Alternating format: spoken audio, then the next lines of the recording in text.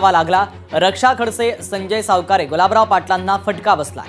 बालेकिल्ल्यामध्ये पराभवाची धूळ त्यांना चाखावी लागलेली आहे। तर होम ग्राउंडवरच आता मंत्र्यांना हा मोठा धक्का बसलेला आहे, कारण मंत्र्यांच्या अनेक पॅनलचा पराभव झालेला आहे। प्रचार करून देखील उमेदवार निवडून आणण्यात या मंत्र्यांना यश आलेलं नाहीये।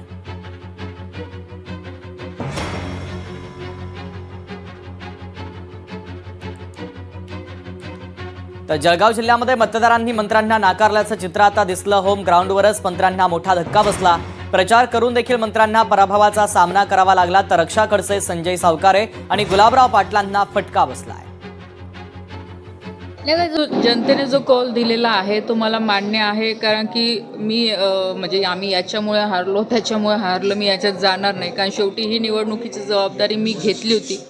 आज भारतीय जनता पार्टी म्हणून आम्ही पूर्णपणे प्रयत्न केले, कार्यकर्त्यांनी मेहनत घेतली, पदाधिकाऱ्यांनी मेहनत घेतली या निवडणुकीमध्ये, कारण की शेवटी निवडणूक कार्यकर्त्यांची होती, जे मी आधीपासून मी सांगत आलेली आहे। आणि दुसरी गोष्ट की ही निवडणूक मी इथे आमदार साहेबांच्या विरोधात लढलेली आहे। जो काही प्रकार त्यांच्या माध्यमातून मागच्या काही वर्षात इथे सुरू झालेला आहे, म्हणजे मी अजूनही म्हणते आहे तो, की जे इथे दडपशाही, गुंडागिरी जे इथे शहरामध्ये सुरू झालं होतं, त्या विचारांच्या विरोधात मी निवडणूक लढलेली होती। पण जो काही जनतेने कौल दिलेला आहे तो मला मान्य आहे, त्याबद्दल माझ्या मनात कुठेही शंका नाही। अपेक्षेप्रमाणेच आम्हाला यश मिळालं, पण काही ठिकाणी आम्ही जागा मिळवून सुद्धा नगराध्यक्षपदी विराजमान होऊ शकलो। अशी एक दोन ठिकाणी आमची या ठिकाणी गलफत झाली।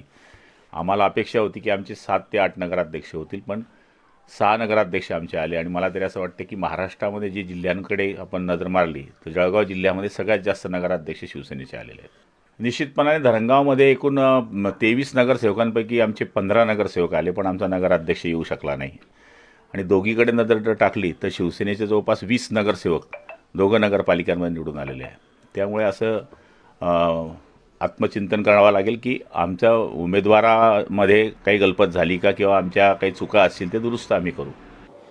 बहुतांशी ठिकाणी भाजपचे उमेदवार निवडून आलेले आहेत, काही आमच्या सहयोगी पक्षाचे निवडून आलेले आहेत। ओव्हरऑल महाराष्ट्रामध्ये 1 नंबरवर भाजप हाच पक्ष आहे, त्याच्यानंतर आदरणीय शिंदेसाहेबांचे पक्ष आहे, त्याच्यानंतर अजितदादांचा पक्ष आहे, बाकी पक्ष सगळे नंतर आहे त्याच्यानंतर। त्याच्यामुळे 1 नंबर पक्ष हा भाजपचाच पक्ष आहे।